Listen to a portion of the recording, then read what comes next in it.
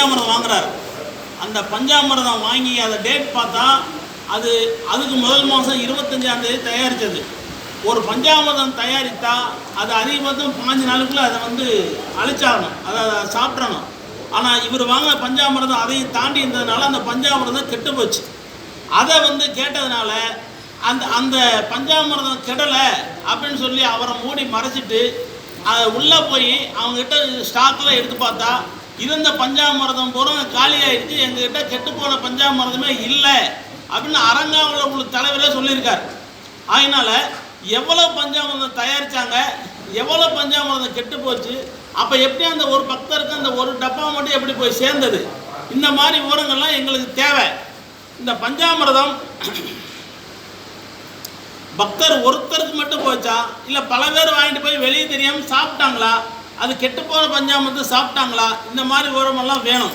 இதில் என்னென்னா, இந்த பஞ்சாமிர்தம் தயாரிக்கிறதுக்காக வாங்கக்கூடிய மூலப்பொருட்கள், உதாரணமாக வாழைப்பழம், சர்க்கரை,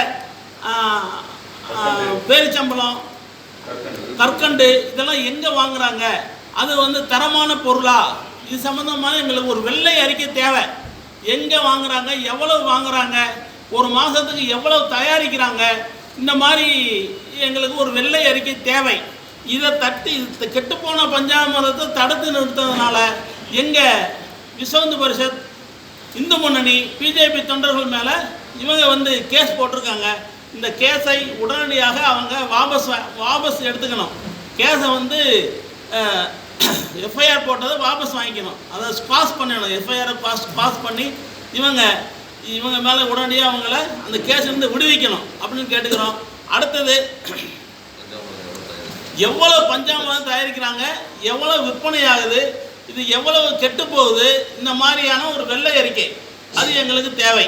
விஸ்வ பரிஷத் மூலமாக நாங்கள் இந்த அறிக்கையை நாங்கள் கேட்குறோம்.